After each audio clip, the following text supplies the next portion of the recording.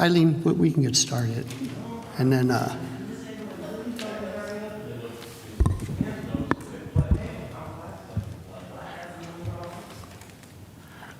okay, tonight we're going to have information from the city on our pave cuts and our potholes. Are we good? Okay. So thank you, Council, for having us here tonight. We appreciate the opportunity to talk to you about the upgrades that we've made through our systems with the pave cuts and the potholes. You know, first off, I want to say that the situation with the pave cuts is a priority of Mayor Cognetti and her administration. We are extremely frustrated, as I'm sure all of you are and all of the residents are, by the insufficient repairs done to Scranton roads by the utilities this past winter. We're all very excited that we're having a robust infrastructure repair in the city, but that needs to be done properly in accordance with our ordinances. So we are pressing the utilities to follow ordinances and be accountable so that we can have public safety and smoother roads in the city. So tonight I want to walk you through a little bit about what we've done, our upgrades in our permit process and the challenges we faced and the enforcement that we're working through to work through this process in the city. And before I get to my colleagues here, I just want to introduce them for a second because you obviously know Director Gassenmeyer. Ben Reavy is our project manager, and Jacob Weinberg is the assistant city planner. Ben and Jacob have been instrumental in updating the process improvements and using our technology in numerous platforms to pull together to be able to really give us a very robust program for pave cuts going forward. So I just want to touch on some background. So as I said already, that the city has, and all of our surrounding municipalities have experienced very robust infrastructure improvements by utilities. The American Water Company is working both on the drinking water behalf and the wastewater behalf. We've seen UGI doing infrastructure repairs. PennDOT is also doing work on state roads throughout the city. One of the newest participants that we've seen this past year has been the internet fiber companies. They are downtown, so you will see infrastructure work downtown on behalf of a number of them. Out in the neighborhoods, they're up on the poles, so they aren't quite as disruptive to the roads out there. One of the other pieces that I really want to draw your attention to is emergency permits. This has been identified by the PUC and by a lot of other municipalities as an issue. Right now, we're experiencing greater than 50% of our permits coming in as emergencies. Why that's impactful to us is you have to get a permit for all of our pave cuts, but when it's an emergency, you get it after the fact. That's challenging if someone doesn't apply for a permit. So that's one of the challenges. And we'll go over the other challenges when Ben, Jacob, and Scott talk through their process. So it's not a new issue for pave cuts and for road disruptions in the Northeast, right? So, you know, we have our asphalt plants are closed between November and April, so it's very difficult to keep the roads well over the winter. But this year, it's been exacerbated by this very increased level of infrastructure improvements, including very complex projects. We have the one up in North Scranton, we have another one in South Scranton that are really significant projects, and we often have the water company and the electric company working simultaneously on the same road. So this has been really a challenge for all of our departments to work through this. So last year, we started updating our processes. So we want to thank Council because many of these pieces actually came before City Council, and we're very grateful for your support. The first piece is when we updated the clerical contract. This allowed for us to reposition employees down in DPW in order to allow for a third-party inspector. We did ordinance updates twice, once at the end of last year, and then earlier this year in the spring. Part of that was moving from the old standards that we had to the new current PennDOT standards. So now we're matching PennDOT and what they're requiring. And aside from being much more beneficial that we're having higher standards, it also, especially downtown, is very impactful because many of our roads will have a block of a state road and 2 blocks of city roads. So we need that to all line up. So it's universal in how enforcement is occurring. We also changed from how we inspect. So previously, under the old ordinance, we inspected by square footage. So our inspectors would go out to determine that the cut was 2 feet by 2 feet. So what we've moved on to is now using our third-party inspector to inspect it multiple times, multiple iterations during the process. So beforehand, during the process to make sure it's filled, and then after the fact. So now it's a time-based inspection, and that cost of the inspection goes on through back to the utilities. We've also changed how we do violations. So now we're able to use the quality of life system. That was the update in March. So our housing inspectors now are participating in this. They go out, and when they see a bad pave cut in the road, they drop what is called a pin so that it does the latitude and longitude, comes back into the system, and we know where that bad pave cut is, and then we could triangulate it with the PA1 calls and where the permits are. So we use our DPW staff, we get calls from the public to tell us about bad pave cuts, and now the housing inspectors are helping out with this.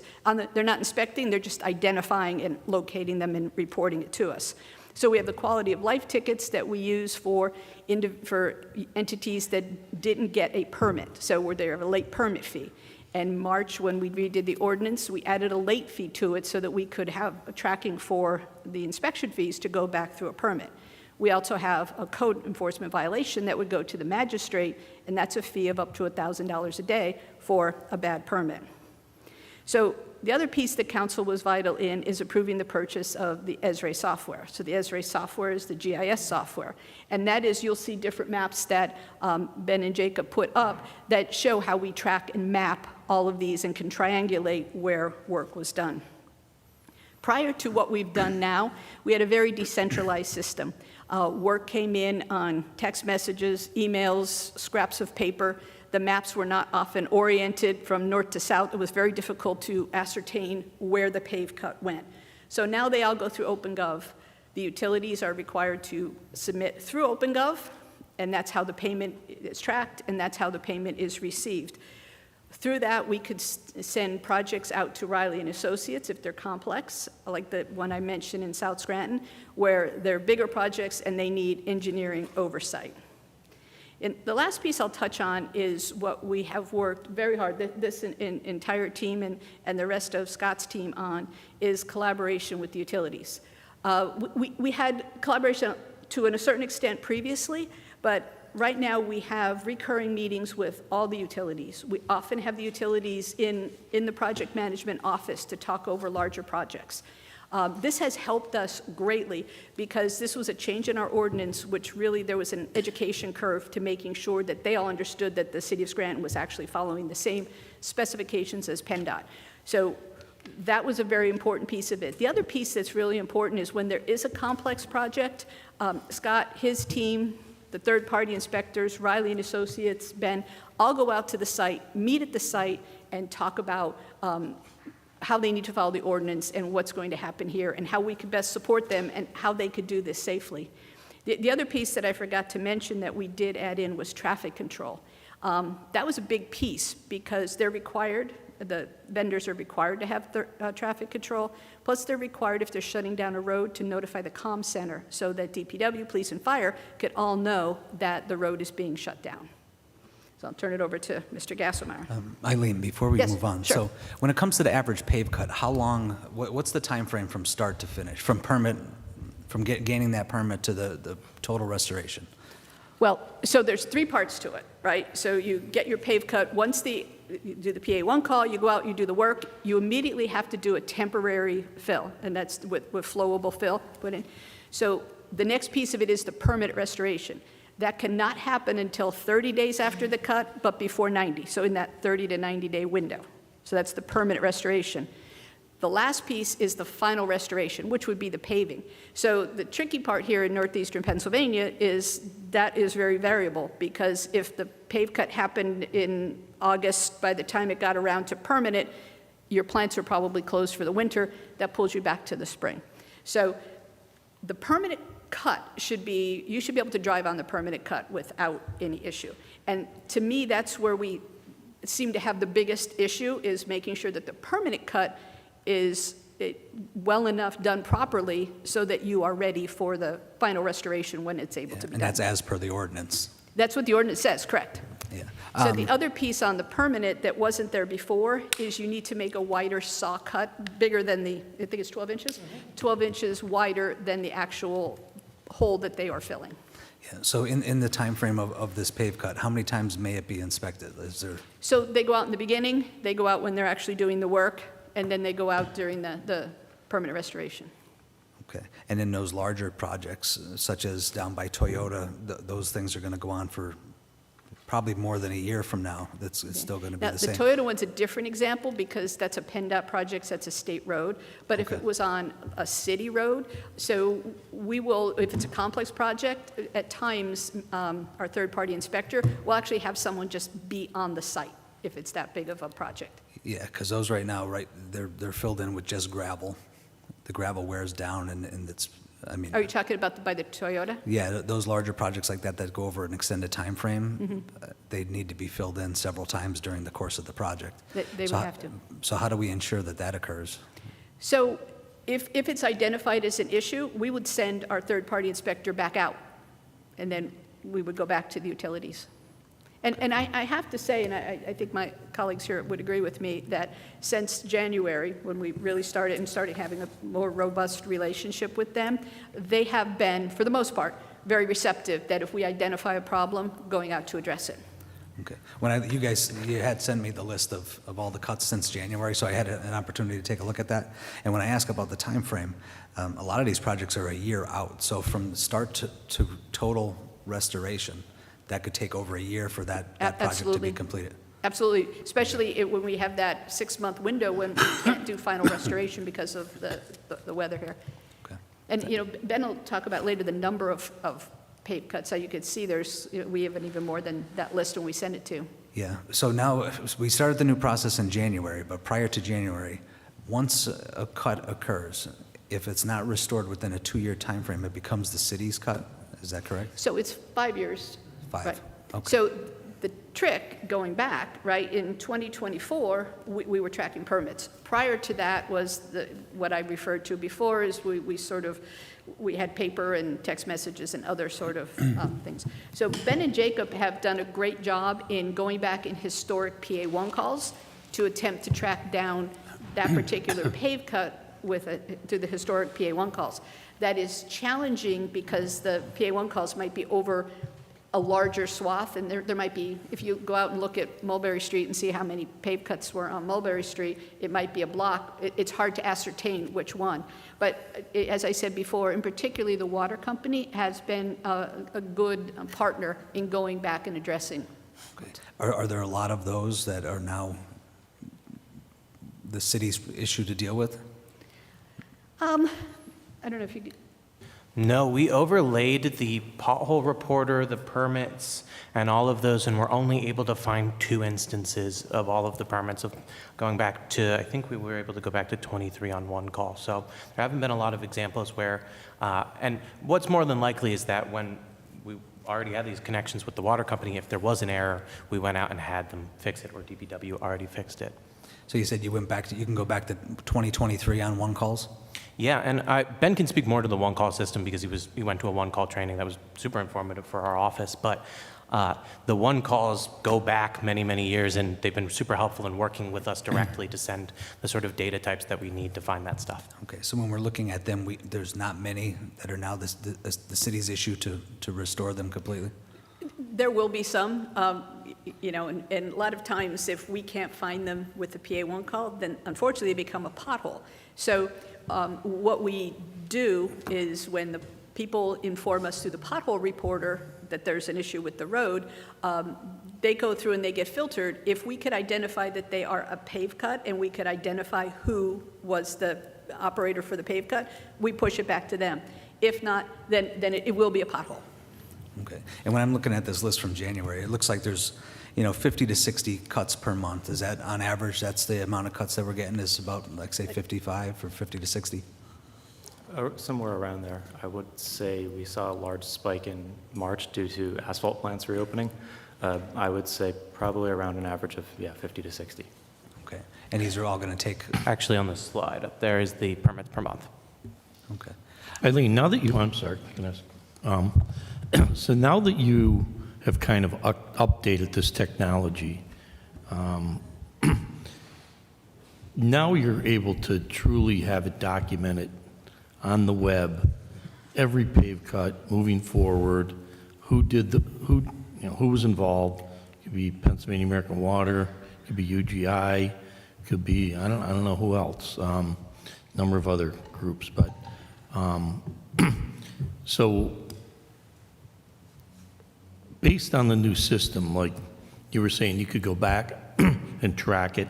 What's the furthest you've been able to go back? So, I mean, so when did you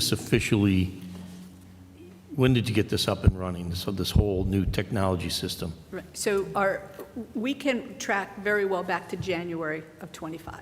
right? Okay. So at that point, we had the third party on board, and we had the permits and all those pieces in place.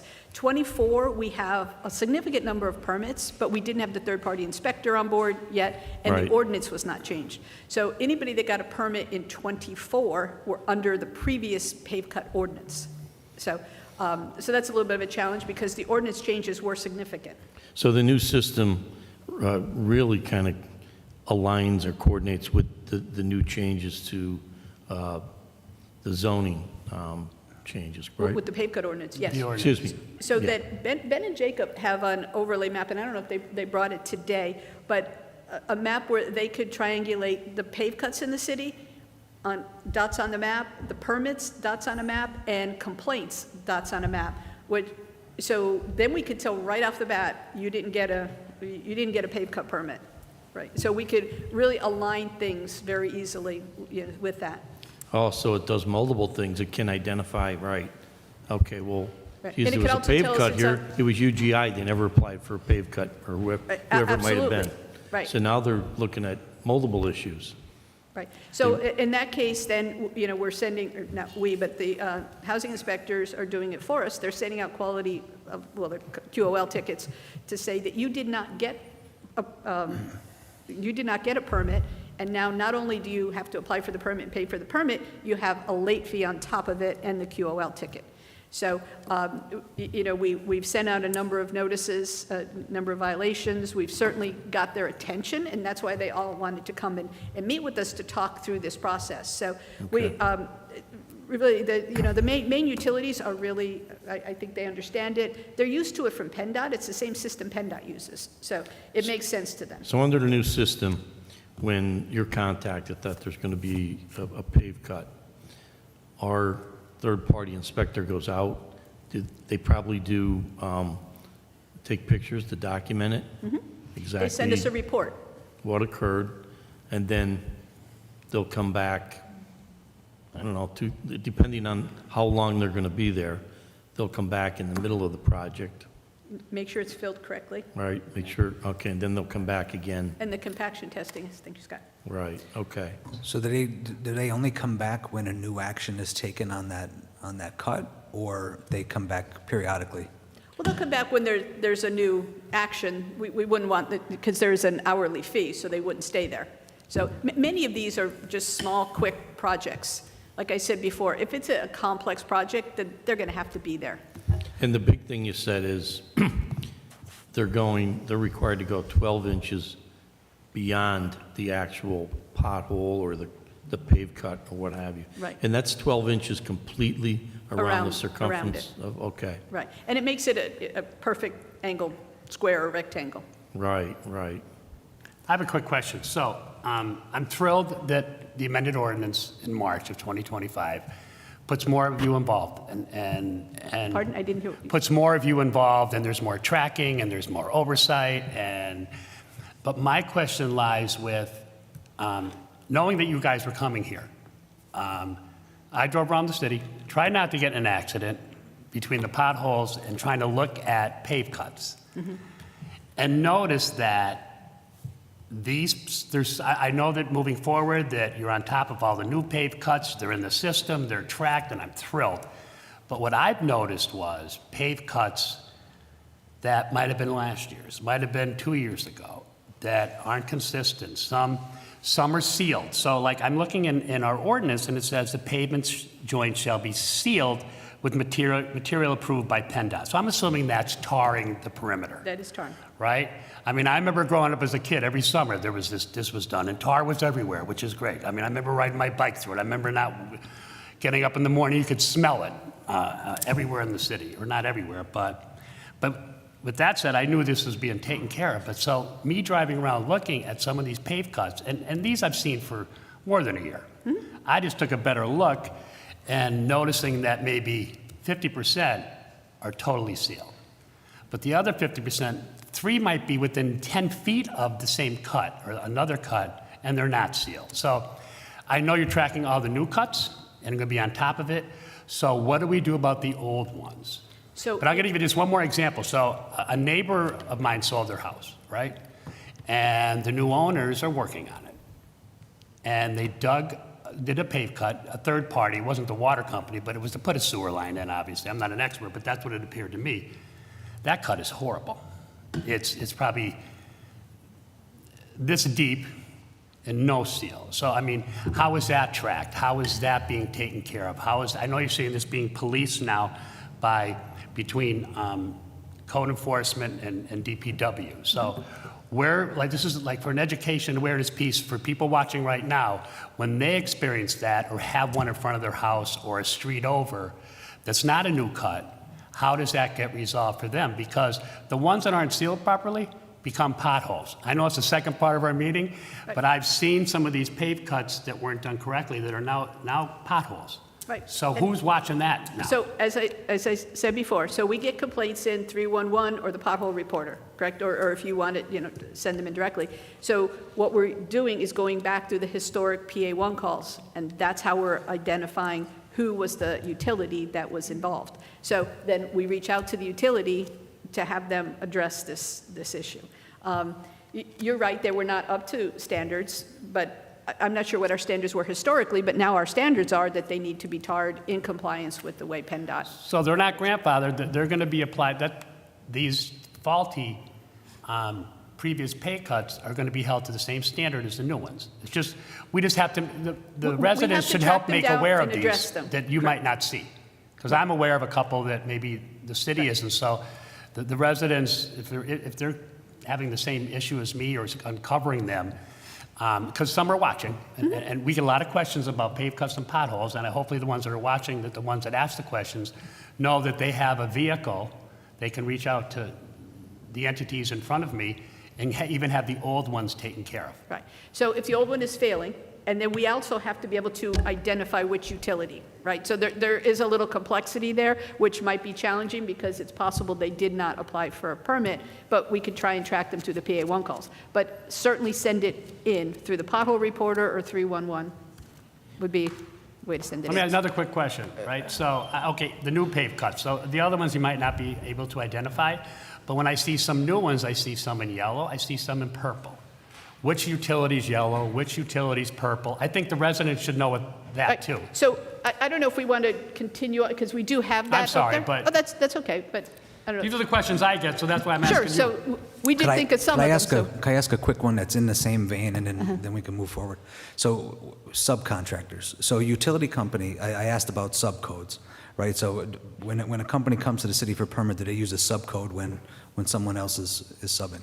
And the answer I got back was that it's under the umbrella of that utility company, correct? PUC.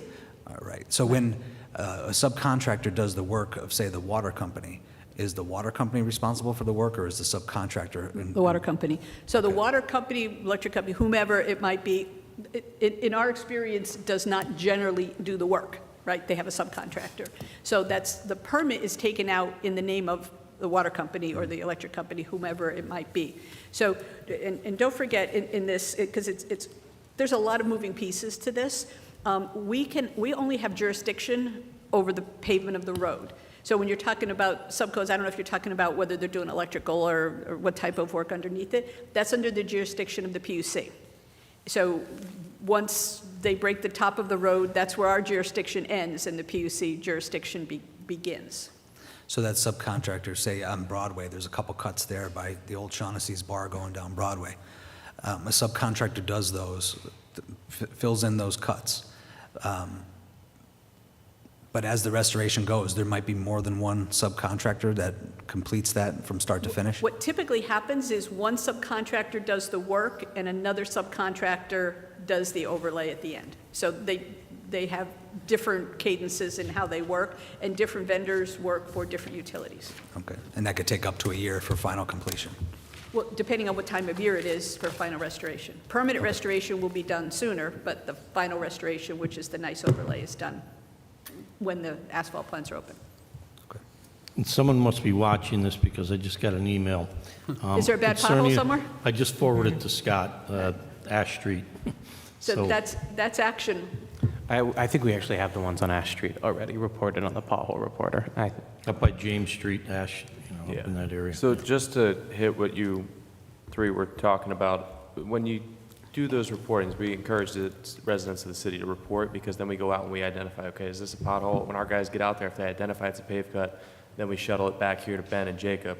And utilizing the grid of where they're at, street address, whatever it may be, we can, as Eileen was saying, go back and identify through the one call, if it's older than this year's, who did it. Okay, so it's PAWC, it's UGI, it's whoever. On the PA1 calls, it lists their subs too. So we can get down to who did the actual work and then shuttle that back through the system and get that corrected. And most of these, all of these utility companies, have someone who is the site supervisor. Mr. Hunt with UGI goes out and ensures that these jobs are complete once the new systems have been put into each residence. So the new gas lines are put in. Mr. Hunt goes out there and ensures that the proper restoration and things of that nature were done to standard through their sub for UGI standards to coalesce with our new ordinance standards. Right? And if there's a discrepancy, we contact that person. They get it corrected through their channels. So have there been instances that the utility companies have said, no, it's been, 3 years since we made that cut, we're not repairing it, and then our DPW has to take care of it? No, that hasn't Like happened. I know you've said they've been responsive, so they're That not hasn't really occurred to giving us date. a fight on what we're bringing to them. They're just taking care of it, and so we're not having to do that and We pick have up a the very slack. good relationship with all of the supervisors and regional heads, directors of all the utility companies. And we the have the frequent tools and the meetings with them. inspections also allow us to have evidence to hand to them, so we're not walking in saying, oh, this looks like this was done by the water company, or look, it says UGI on the road, we have the inspection and everything else that we can sort of present to them. So it's not finger pointing, it's sort of, here's the fact. Yeah, I'm thinking of maybe the older ones that might be a little more difficult to track before we've gotten this all in place. This will certainly be helpful for the future and right now as they're making the cuts, but definitely those older ones that people still have an issue with, or streets that haven't been paved in a long time. Right. And if we run that are across concerned. those and we can't identify who it belongs to, which again has barely happened, a few instances, once or twice so far, the DPW just takes the responsibility and fills it in for public safety, Okay, great. right? Just as a pothole, because if we can't identify it, we're not going to spend a few weeks trying to figure it out and follow the channels. We're going to get Exactly. it filled, I'd rather us get it sealed. just do it Yeah. so it gets taken care of. Okay. Yeah, correct. So now, are the most challenging cuts to track the ones that are emergency, that fall under the emergency jurisdiction, if you will? Right, because we need to make sure, I don't think historically people always followed through on getting permits after an emergency cut. They're required now to do it, it's 24 hours after the emergency cut occurred, right? So that is challenging, and I said the number is greater than 50%, I think it's 55% of the cuts, which is a really high number for emergencies. And that is something that the PUC has been looking into. So What has been your biggest challenge in this whole process, or continues to be a bit of a challenge? I would say the biggest challenge we've faced has been really just getting the system up and running and learning as we go. Sorry, can you pull the mic a little closer? Can everyone hear me better now? The biggest issue we've faced is building the system as we go has created, it's kind of been we might implement a new tool. So for example, emergency work. Emergency work seemed to become a problem with permitting. So we added into the permit, we added a checkbox that says, is this emergency work? Then we said, well, there's a lot of emergency work going in, so why is that happening? How can we confirm it's emergency work?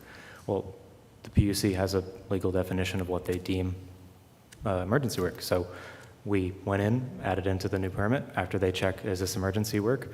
They have to attest and say, yes, this fits the definition of the PUC's clarification of what is emergency work. So we can then say, okay, you told us it's emergency work, you told the state it's emergency work, and then we can kind of close off that window of having an issue. So in other words, sometimes it seems like everything's an emergency. Nothing's planned. Right, and, so we need to work through that process, because that makes it really complicated, because we can't get our third-party inspector out there ahead of them. Right. We're behind, right, from that point of view. Gotcha. And until you updated the ordinance in March, we had no way to charge them when our inspector went out, because we didn't actually have a permit. So now we've taken care of that, so we can charge the inspection fee plus the late fee. Okay. To it. So would you say most PA wastewater is planned cuts rather than emergency cuts? Well, I don't know if there's any, they are the largest, they have the most cuts, and I think we have a graph on who has the most cuts. As far as who has the most emergency cuts, I don't know if we have that, do we have that metric? That's where I was going next. so. Yeah. UGI? The thing we're seeing with UGI is that they do these preemptive cuts, and I'm sure you've seen it in your neighborhoods. They're like the little 2-by-2 foot squares in front of every house. Yep. That's the vac truck cuts that they do prior to the installation of the new service lines. So these vac truck cuts, we were having some issues with, but we've made better progress with tracking all of them. They do put in that porous subsurface and the correct fill. It's just they have to make these cuts before they go in and do an entire block's worth of service, right? Okay. So those were the ones that at the beginning we were saying, all right, where are we getting these potholes every 20 feet in front of the next home, the next home, the next home? And then we finally identify, okay, this is UGI doing the preemptive identification before the service lines go in. Okay. But we got on top of that pretty quickly, and we've seen a good turnaround and results. UGI tends to kind of piggyback where water is at. So they like to not, and the utilities do tend to try to work together pretty well, where they're not tearing your road up one year for gas, tearing it up the next year for water. They try to overlap, same year, same time frame, so that when the restoration's done, nobody's digging up your street again, unless unfortunately there's a water main break or something that's actually So when got that occurs, they share the cost of the total pave? If they're That's, working on a... that's between them. That's Right. no longer in our purview or our lane. They Someone's handle paying that. for it, so... Yeah, They- they handle yeah, that one of at them will their pay for level. it, yes. They deconflict that at their level. That doesn't involve the city at all. Scott, one more thing. Back Yep. to Ash Street, if you could check Ash from like Russell's all the way up to the I-81 pass, and maybe even by Richter Avenue, by the Little League there. Got another email. No, I've been in touch with a few residents down there. We are doing James this year. It's Yeah, I on the know, paving aren't list. we doing that bridge is being done? The bridge, both bridges within the next, are in a project phase. It's just, they're getting to that point where we're not trying to have every bridge in the city under construction at the same time, right? So Is James Street on the paving list? it is. It is, Yeah. okay. We actually have a graph of the paving That's list. the one right up from Actually- Russell's, the next street Oh, that there they, it is Up up here there. is all of the roads that we have paved or will pave in yellow. Okay. The areas where PA American Water, the water half has done are in blue, and we have wastewater in green as well. So they've been very good about trying to pave the areas where they've done the large trenching, so we've wanted to include that on the map since they've been good at collaborating with us on that. But unfortunately, we're too zoomed out, but I can tell you, I put this together last night. James Street is on there. yep, James from Ash to its end point. Okay, thank you. Yep. And I do know that ash potholes are on our ESRI list, but getting back to the PowerPoint, so the city has over 250 miles worth of road, and that's not including the PennDOT maintained state roads. Mayor Cognetti's administration has put over $9 million, including the just over $2 million for this year, into paving our city streets in the past 5 years. So that's a significant investment into bettering our roadway infrastructure in the city for our residents. We are kind of handicapped in some places when it comes to where we live. It's Northeast Pennsylvania. I don't have to tell you guys, we have long, hard winters. Tends to not be friendly on the roadways, and it does lead to cracking, long-term damage, rise and falls of the subsurface infrastructure, whether it be how the road was laid with the underlay, the subsurface, any of that. Heavy vehicles, large commercial presence in our area, right? How many Kaiser Avenue, how many 18-wheelers are going up and down that daily? Dozens, hundreds probably. And then we, again, because of the area where we live, asphalt plants have to be able to properly operate in proper temperatures to correctly make the right material the way we need it. So they're closed this year, especially when we had those temperatures drop in November. We got lucky in March with the warmer weather moving through where they were able to open early. But they were telling us early April, back in the middle of winter, was when they were projecting to open. So that's 6 months of the year where we can't properly get the correct material locally or anywhere in the Northeast in order to correctly finish these projects, these roadways. That's why you see during the winter a lot of these partially done pave cuts. Now, compaction tests are still done on those. Through our new process with our third-party inspector, we still go out and we lay coal patch down in these potholes, things that do come up, just as a temporary fix to ensure that the roadway is safe. But you can't properly finish something if you don't have tar and you don't have hot patch to put in those holes, right? So it's kind of where we're stuck there. And then we move into our improvements that we have made through this system. So obviously the oversight that we have now, our relationships with the utility companies and the administrative side here that Ben, Jacob, and Eileen have put into effect has significantly improved everything that we're able to do. We track our newly paved roads, right? So we can deny these projects that want to dig up a road that has been recently paved or recently finished. We have better tracking, as we've spoken about in length already, at how far back we can go, 5 years back or so, more accurately to 23. And the asphalt tags. So these are the asphalt tags as you see up there on the screen. They identify who and what piece of infrastructure subsurface caused that cut and is underneath that cut and who was responsible for it. So they're color-coded.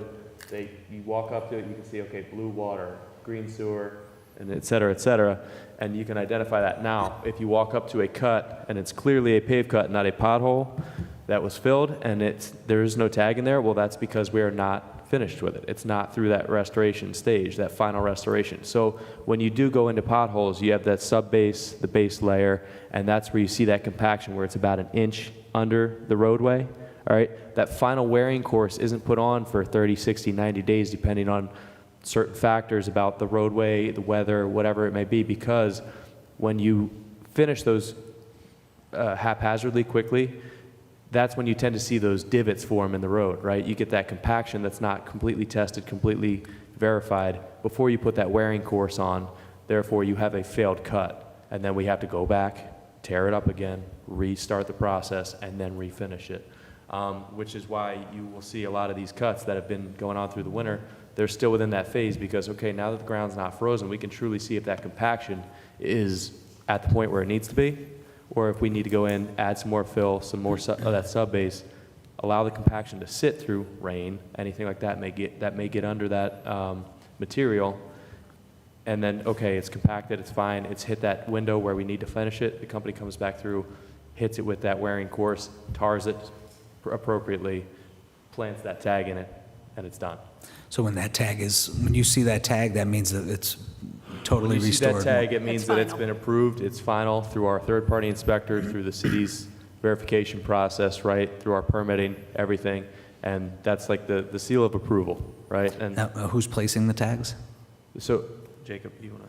Yeah, so the third-party inspector has tags for all of the companies, so that way they can ensure that there are tags being inserted. There are some companies that do use their own tags. You'll see, actually, occasionally there are some gas ones floating around, like I know about one on Vine and Colfax. But we're hoping that that is a very, very good way to us to track the ones that you're specifically concerned about. Because if we don't get a permit, it falls through the system completely through the cracks. If you see that there's no there's no tag, then we know that it's got no permit, and we're easily able to take action on that immediately. And so hopefully as we roll this out, it will be very easy for the public to know, oh, my pave cut was PA American Water, it's failing here. And so we're hoping that the public has a lot more understanding on what their pave cut is by having the tag embedded. So is this tagging process new? Because I didn't see any tags when I was driving around. Yeah, you probably won't, you'll probably see very few tags because it So just this is started part of this the year. new- This was incorporated in the ordinance? That was in your The second updated? update. Yep. All right. So when did the tagging process stop? Because they, for Stop or years, they did start? stop. They did tag cuts in the I past. think the utilities themselves tagged themselves. This is the city requiring these tags now. Okay, so we're going to see city tags on completed cuts. They'll actually look the exact same way and the same one as the utility companies, because this is and the colors and everything are determined by the PUC, so that way it's uniform across all standards. Yeah. It won't be a guessing game when you walk up to a pave cut. Everybody will know who it belongs to. And if there isn't anything there, like he said, hit the one call, there's a lack of a permit, we can easily identify who their sub was, who the utility was, and address a fine if they don't fix it within a certain amount of time. Are we going to hold those subs to a standard if we determine that this sub company is doing subpar work? The standard is the ordinance, right? That's what you all approved, that's what we all presented. The standard is the ordinance, and we've expressed that to every utility, and they have all hopped on board, so we haven't seen very little subpar work. And the ones that we do see, you don't see that third-party vendor out again, or the sub out, usually on the next job site. It So behooves that's what the I'm saying. So utility- if we identify that company does subpar work, we're going to attempt to weed them out. That's not up to us, but Right, but it behooves the utility, yeah. right, that if they have a vendor that's doing subpar work, we're going to come back to them and say that needs to be redone. Well, that's another cost to them. So it behooves them to make sure that their subcontractors are doing a quality job. yeah, outside of the administrative and relationship that we've established throughout this process with the utilities, but also inter-city, I would just like to give a big thank you to the administration, because they have invested into the DPW and equipment and things and training that our employees do utilize. So we have our asphalt reclaimer, which is what you can see up there. That's a new machine we got this year, or end of last year. And when I get asphalt from the plants, it puts it into that box, and it keeps it at the same hot level. So instead of throwing it into the back of the truck and then it cools as you're driving around the city, shoveling it off the back of the truck, that door slides open, they slide it out right into the pothole there, and then they're able to fix the hole with the freshest, hottest asphalt that we can. They have a tamper that we have attached to that just slides right out. You get firm compaction all the way up to the standard in which we would like, and then the tar machine comes right along behind it and tars it up. So instead of 3 separate vehicles out there, one carrying the tamper, one carrying the asphalt, and then the next one carrying our tar buggy, which used to be the way we did it, starting this fall, we have all that in one machine. And then we have a separate crew out doing it the old way. So we can get twice as many potholes, as you'll see later, done in the amount of time that it used to take us to fill, 10, we can get 20. And so we're knocking out a ton of potholes every day that we're able to get crews out there based on the weather and the plant availability of material. And I mean, the employees are responding well to this. The DPW employees, it's a fantastic machine. It allows them to do their job easier, safer, more efficiently, which is a benefit to them because it's a benefit to the residents and makes everybody a little happier. You identify a pothole, and 2 days later we're out there and every pothole in your road's filled in a matter of 30 minutes. It's a good day for everybody, right? So, Thank you, Scott. Scott, can I ask one more question? Scott, who handles the pothole or the manhole covers? Who's in charge of addressing those? that depends. It depends on who is in charge of the system that it runs into, right? So if it's a American Water system, American Water's in charge of that pothole. If it's a city system, we are in charge of replacing those. So how does, or like, a manholes. citizen, how do they go about reporting that? Because it's not like, what's the number, 311? Or Yeah, 311 would be the best, because then that would be easily identifiable, or calling the DPW and reporting it, because if a manhole is loose or it's propping up, I actually Saw that yesterday driving into work on Green Ridge Street at Caucus. There was a manhole popped up, and it was an American Water manhole. And we were able to get that identified and fixed within an hour. So because that's that comes into you, and then you have to contact the responsible, whoever the utility is, or you handle it? Yeah, so myself or one of our supervisors will go out to that location.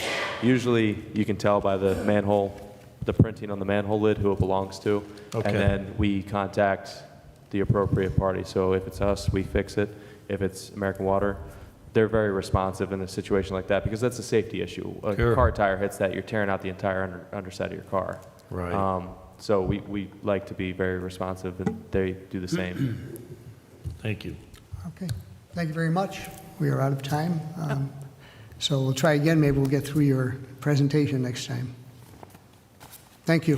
Thanks for coming in. This is very informative.